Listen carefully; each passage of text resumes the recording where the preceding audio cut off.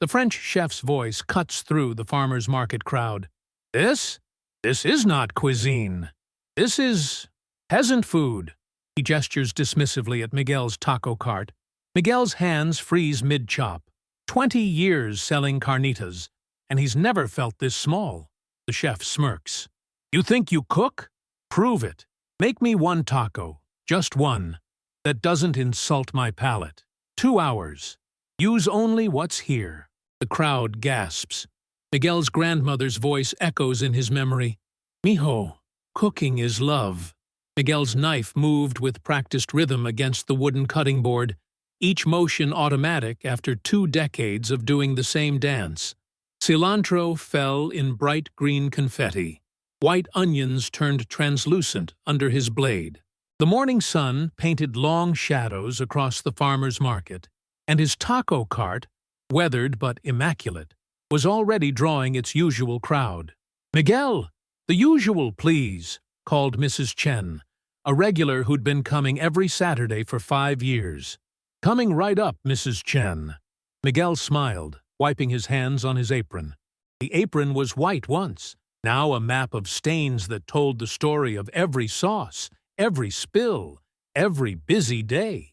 He reached for the carnitas simmering in their copper pot, pork shoulder that had been braising since 4 in the morning, tender enough to pull apart with a fork, crispy at the edges where it kissed the heat.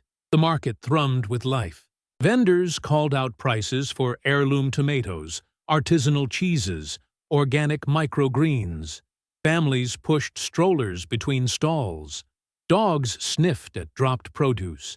And at the center of it all, Miguel's cart served as an anchor point, a gathering place where people lined up not just for food, but for the warmth of his greeting, the authenticity of his craft. He assembled Mrs. Chen's tacos with the care of a jeweler setting stones, 2 corn tortillas, doubled for strength, a generous scoop of carnitas, still glistening, fresh cilantro and onion, a squeeze of lime, a spoonful of his salsa roja, the recipe his grandmother had taught him when he was barely tall enough to see over the stove. Perfect as always, Mrs. Chen said, handing him a $10 bill and waving away the change. Miguel was reaching for the next order when the crowd's energy shifted. Conversations faltered. Heads turned. A black SUV had pulled up to the market entrance, and from it emerged a man who looked like he'd stepped out of a fashion magazine. Tailored white chef's coat, perfectly coiffed silver hair, an expression that suggested he was perpetually disappointed by his surroundings. Behind him, a film crew scrambled with cameras and boom microphones. That's Jean-Pierre Beaumont, someone whispered. The French chef, 3 Michelin stars. Miguel had heard of him. Everyone had. Beaumont's restaurants in New York and Paris were legendary, or infamous, depending on who you asked. So was his temper, his perfectionism, his public feuds with other chefs.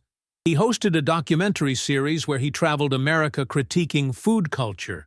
And, from what Miguel understood, critiquing meant destroying. Beaumont moved through the market like a predator, cameras trailing. He paused at a cheese vendor, sniffed a sample, and made a face. Bland. No complexity. The vendor's smile died. He moved on. Miguel turned back to his work. Let the celebrity chef do his thing.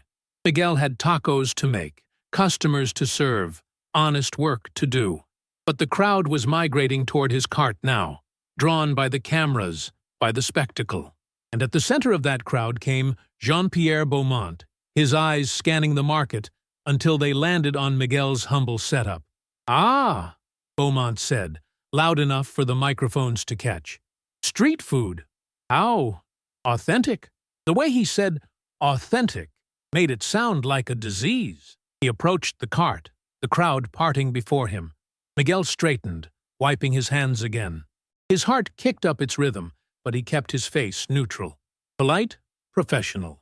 Can I get you something? Miguel asked. What do you recommend? Beaumont's accent was thick, theatrical. His smile didn't reach his eyes. The carnitas taco. It's our specialty. Family recipe. Family recipe. Beaumont repeated it like he was tasting something sour. How charming. Yes, I'll try one. Show me what you call cooking. The mockery in his voice was subtle enough to have deniability, sharp enough to draw blood. Miguel felt his regulars tense, protective. Mrs. Chen looked ready to throw her horchata at the chef. Miguel made the taco. He made it the way he always did, with care, with pride, with the muscle memory of 20 years and the ghost of his grandmother guiding his hands. He presented it on a paper plate, humble but honest. Beaumont lifted it like it might bite him. The cameras zoomed in. He took a small bite, chewed slowly, and then he spat it into a napkin. The crowd gasped. Miguel felt the world tilt. "This," Beaumont said, addressing the camera now, playing to his audience, "this is exactly what I'm talking about. This is why Americans have no food culture. They mistake convenience for cuisine. They call this," he gestured at the taco with contempt, "they call this food." Miguel's face burned. 20 years. 20 years of waking at 3 in the morning. 20 years of perfecting his craft. 20 years of his grandmother's memory living in every bite. And this man, this arrogant, "You think this is cooking?" Beaumont continued. "Throwing meat on a tortilla? This is peasant food. This is what people eat when they don't know better." "That's not fair," Miguel started, but his voice came out smaller than he wanted. "Not fair?" Beaumont's eyebrows rose. "What's not fair is charging people money for this. What's not fair is calling yourself a cook when you're just a vendor." The word vendor landed like a slap. Miguel's hands curled into fists at his sides. His regulars were shouting now, defending him, but their voices seemed far away. All he could hear was his grandmother. "You have the gift, mijo. Never let anyone make you ashamed of it." "If you think you can do better," Miguel said, his voice finding its strength now, "then prove it." Beaumont's smile widened. "Excuse me? A challenge." The words came before Miguel could think them through. "You and me. 2 hours. We both make our best taco, using only ingredients from this market. Let the people decide." The crowd erupted. Beaumont looked genuinely surprised for the first time, but the cameras were rolling, and Miguel could see the calculation in his eyes. Great television. Great for ratings. "Oh, this is precious." Beaumont laughed. "You want to challenge me? All right, but let's make it interesting." He stepped closer, his voice dropping to something cold and sharp. "If you impress me, if you make something that doesn't insult my palate, I'll apologize. On camera. I'll admit I was wrong about you." He paused, letting the offer hang in the air like bait. "But when you fail," Beaumont continued, "you admit that street food is inferior, that what you do isn't real cooking. You say it on camera, in front of all these people who think you're something special." Miguel's mouth went dry.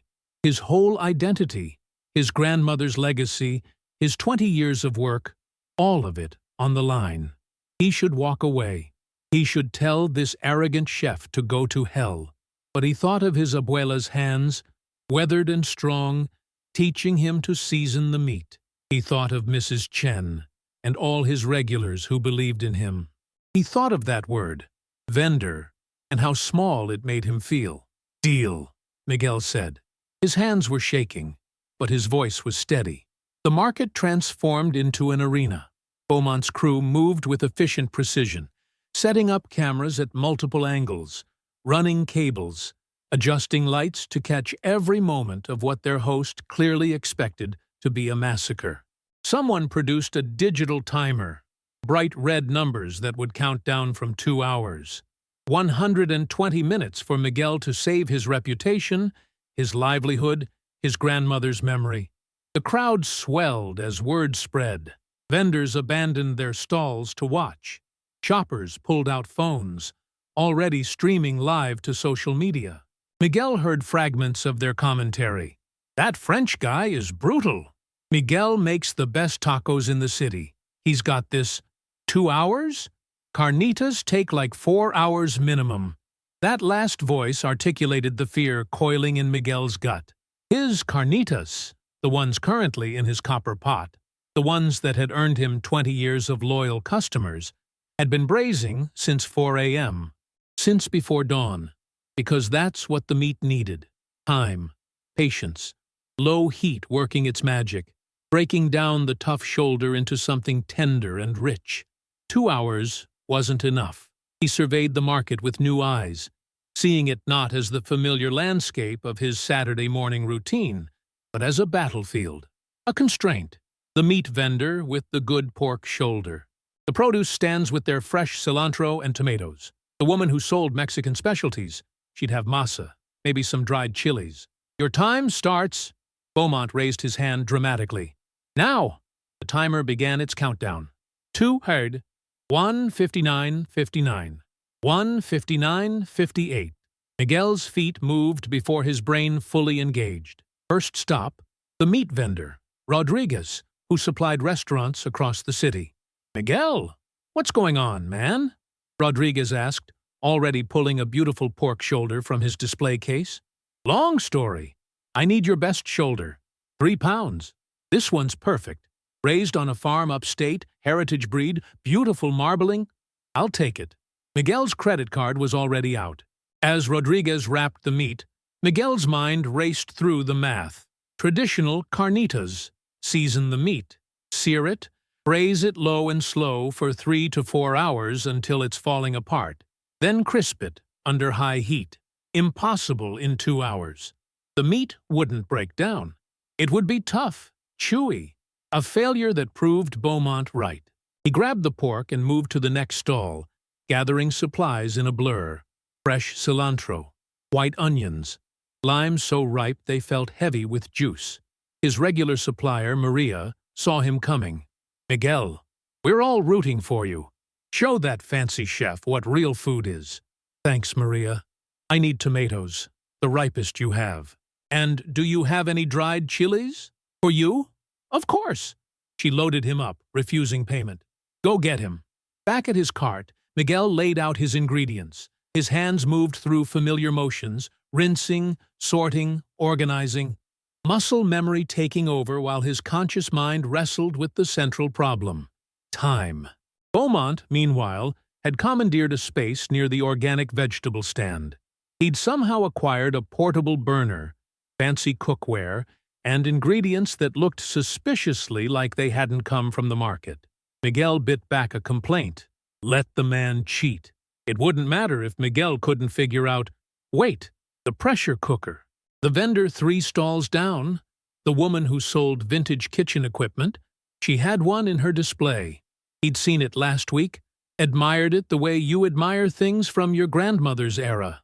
Commercial grade, the kind that could make pot roast in 45 minutes instead of 4 hours. Miguel jogged over, the timer reading 1:47:23 and dropping. The pressure cooker. Can I borrow it? The vendor, a kind-faced woman named Beth, was already unhooking it from its display.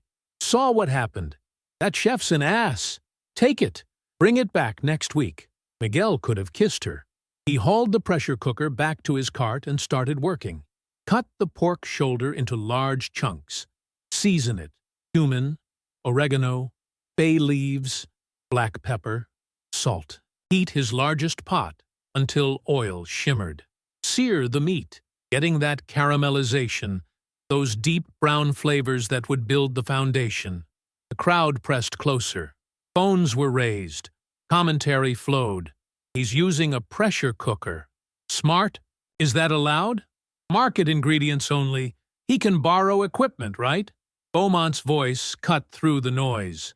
How's it going over there, Miguel? Feeling the pressure? He laughed at his own joke, and his film crew dutifully chuckled. Miguel ignored him. Meat in the pressure cooker. Add liquid? But what? Traditional recipe called for milk, but none of the market vendors carried it.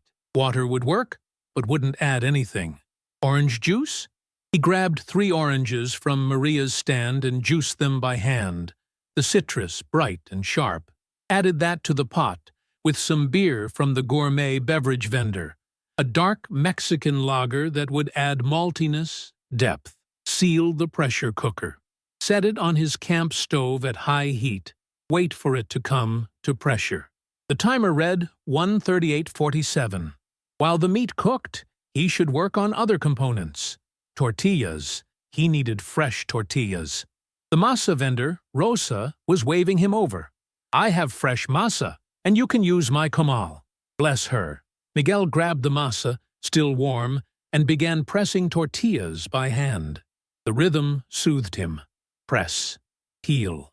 Set on the hot griddle. The corn smell rose up, sweet and earthy, and for a moment he was 8 years old again in his grandmother's kitchen. No focus, no time for memories. He flipped tortillas with practiced efficiency, stacking the finished ones in a towel to stay warm. Behind him, he could hear the pressure cooker's steady hiss, the meat inside breaking down under heat and pressure, time compressed into a fraction of what nature intended.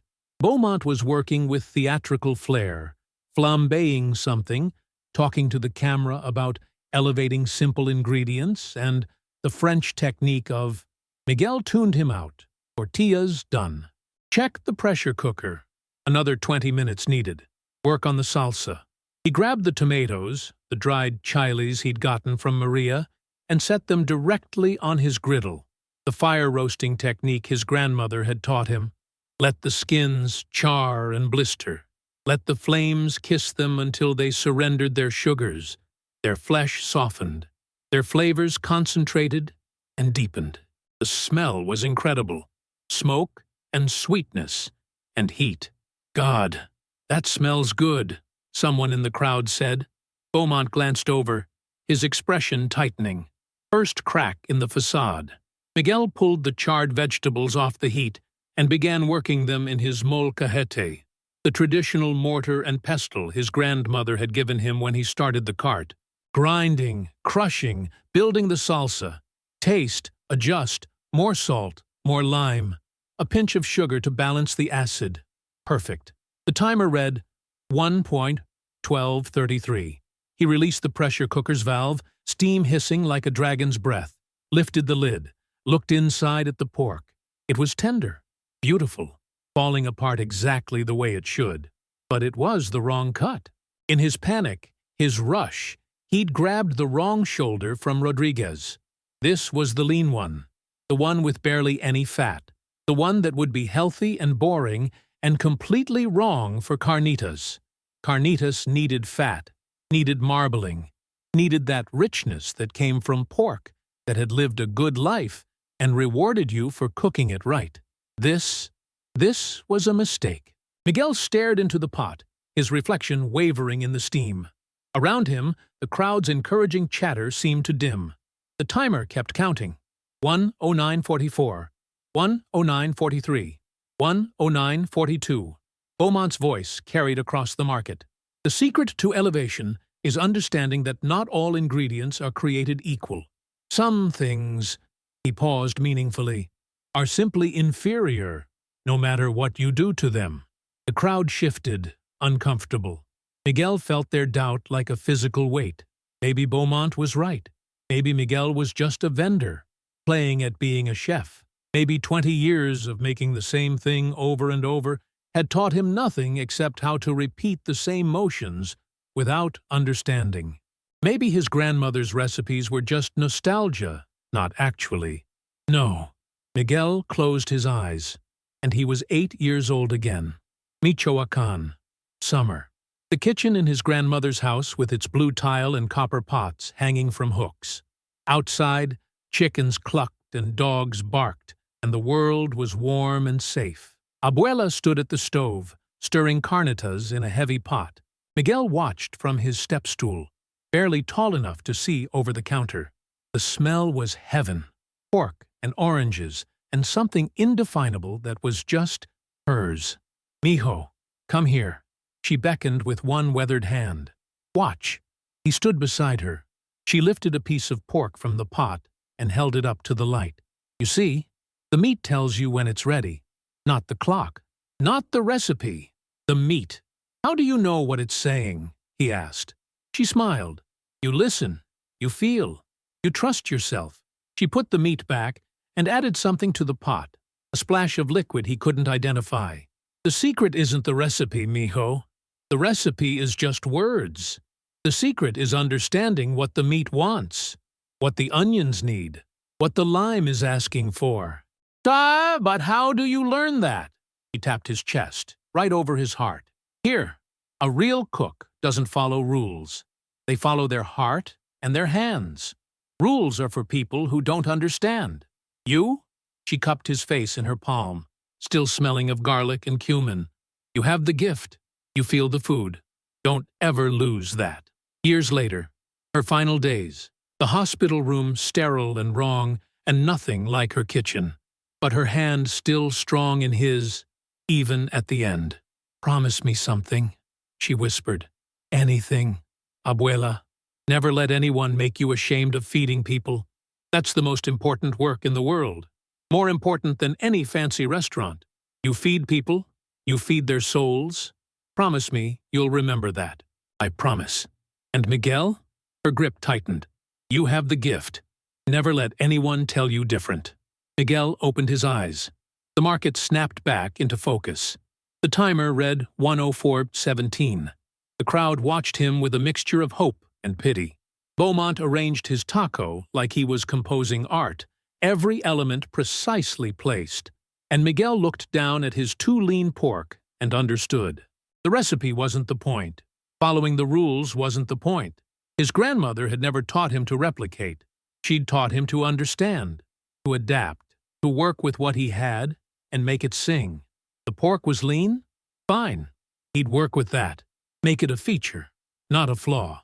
Miguel grabbed his knife. He pulled the tender pork from the pot and drained it, set it aside, grabbed a clean pan and put it over high heat, the highest heat his burner could manage. Added a thin layer of his reserved pork fat from the morning's batch. Let it get screaming hot. Then he took the braised pork and pressed it into the pan. The sizzle was immediate and violent. The lean meat crisped instantly, the outside getting dark and caramelized, while the inside stayed tender from the pressure cooking. He worked in batches, creating contrast. Crispy edges, soft centers. The Maillard reaction happening in real time, building flavors through heat and chemistry and understanding. While the meat crisped, he moved to Rodriguez's stall again. Different shoulder, the fattiest one you have. Small piece, half a pound. Rodriguez understood immediately. Grabbed a chunk of pork that was more fat than meat, the marbling obscene and beautiful. Miguel took it back to his cart and diced it fine, then added it to the pan with the crisped, lean meat. The fat rendered immediately, coating everything, adding richness and unctuousness. Now he had the best of both worlds. The crispy texture from the lean meat, the rich flavor from the fat. You're a genius, someone in the crowd whispered. Miguel didn't respond. He was in the zone now, his hands moving faster than thought. Grabbed a Mexican cola from the beverage vendor, the one made with real cane sugar. Deglazed the pan with it, the sugars caramelizing instantly, adding a sweet savory glaze that was probably inauthentic and definitely perfect. Assembly time. 2 tortillas, warmed and soft. The carnitas, crispy and tender and glistening. Fresh cilantro and white onion, chopped fine. His fire-roasted salsa, a squeeze of lime, and for the final touch, he'd seen a vendor selling Mexican crema earlier. Grabbed some and drizzled it on top, the cooling tang balancing the richness. Pickled radishes. Where could he get? Miguel! Maria was jogging over with a jar. My grandmother's pickled radishes. For you. He could have wept. Added 3 thin slices, their pink color and sharp bite the final note in the symphony. The timer read 0 dao, your. 58 no. Miguel lifted his plate with both hands and walked toward Beaumont. The crowd parted. Phones tracked his movement. The world seemed to hold its breath. 0 do 1.31. He set the taco down in front of the French chef. 0 do 1.15. Beaumont finished his own presentation. Something architectural and tall, with microgreens and what looked like gold leaf, because, of course, there was gold leaf. 0 do to 47.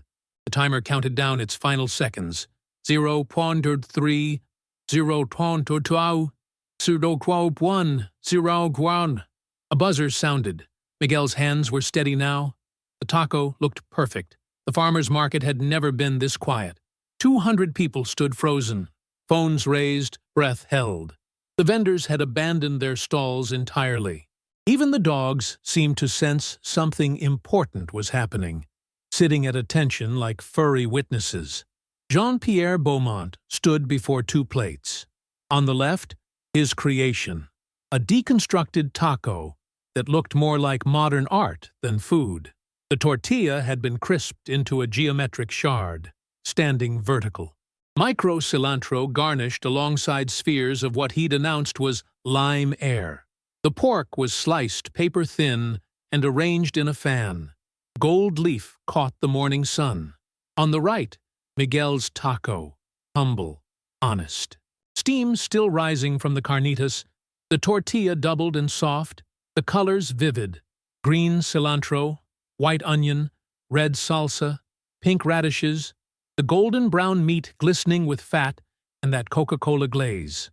The cameras zoomed in on both plates, on Beaumont's face, on Miguel's face. Miguel felt oddly calm. He'd done everything he could, everything his grandmother had taught him, not the recipe, but the understanding, the trust, the willingness to adapt and improvise and believe in his own hands. If Beaumont hated it, well, at least Miguel knew he'd cooked with his whole heart. Beaumont looked at his own taco first. He lifted it carefully, and Miguel noticed the chef's hands shook slightly. From nerves?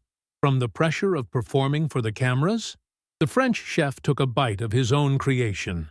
His expression was controlled, professional. He chewed, swallowed, and set it down with a small nod. "Adequate," he said to his crew. "The pork could be more tender, but the concept is sound." Then he turned to Miguel's taco.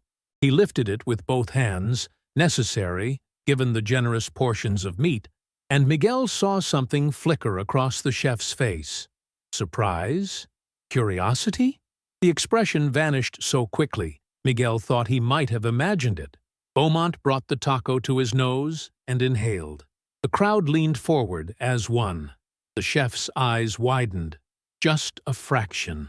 Just enough. He lowered the taco, looked at Miguel, looked at the cameras, and in that moment, Miguel saw the calculation happening. This was supposed to be easy television. Arrogant chef humiliates street vendor, gets great ratings, moves on to the next city. But something had shifted. The script had changed. Beaumont raised the taco to his mouth. The first bite was small, cautious. He chewed slowly, and Miguel watched the chef's face transform. The perpetual condescension melted. The theatrical sneer vanished. What replaced it was something raw and genuine. Surprise. Then wonder. Beaumont took a second bite. Larger this time. He chewed with his eyes closed, and the market watched a three-Michelin-star chef disappear into someone else's food. A third bite. The silence stretched so long it hurt.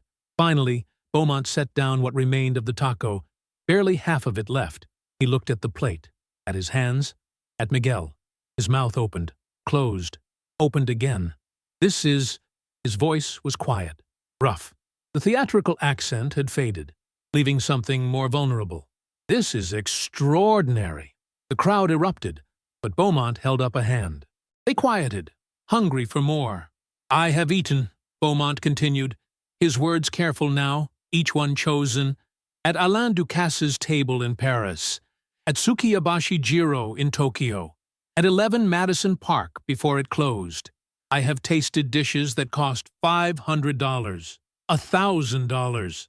I have eaten food that took teams of chefs 3 days to prepare." He picked up the taco again, looked at it like he was seeing it for the first time. "This," he struggled, and Miguel realized the man was fighting his own pride. Years of arrogance warring with something like honesty. "This is one of the best things I have ever tasted." The market exploded. Cheers and whoops and applause. Mrs. Chen was crying. Maria was hugging Rosa. Rodriguez pumped his fist in the air. Miguel stood very still, afraid that if he moved, the moment would shatter like glass. Beaumont raised his voice over the noise. "The carnitas. How did you get this texture in 2 hours? It's impossibly tender in the center, but the edges—" He touched the taco almost reverently. "The edges have this caramelization, this crispness. 2 completely different textures in the same bite. Pressure cooker for tenderness," Miguel heard himself say. "High heat sear for texture. Used lean meat for the crisp, and added fat for richness. Brilliant! The glaze? Is that Coca-Cola?" "Mexican Coke. Real cane sugar." "My God!" Beaumont laughed. But it wasn't mocking now. It was delighted. "I would never have thought. The salsa. It's fire-roasted. On a comal. With dried chilies and fresh tomatoes. The acid balance is perfect. The crema cools it without killing the heat. And these tortillas." Beaumont pressed one gently. "Handmade? Fresh masa?" Miguel nodded. Beaumont set down the taco and was quiet for a long moment. The cameras captured everything. The crowd's anticipation, Miguel's guarded hope, the chef's internal struggle playing across his famous face. Then Jean-Pierre Beaumont did something Miguel had never seen in any of his shows. He extended his hand. "I was wrong," Beaumont said. Simply, clearly. "I was arrogant and cruel. And I was wrong. You are not a vendor." He paused. "You are a chef. A true chef." Miguel took his hand. The crowd lost their minds. Beaumont held the handshake, his grip firm. "Where did you learn to cook like this?" "My grandmother," Miguel's voice caught. "In Michoacán. She taught me that recipes are just guidelines, that real cooking is understanding what the ingredients need." She was right. Beaumont released his hand but didn't step back. "I have spent 30 years in professional kitchens. I have trained under masters.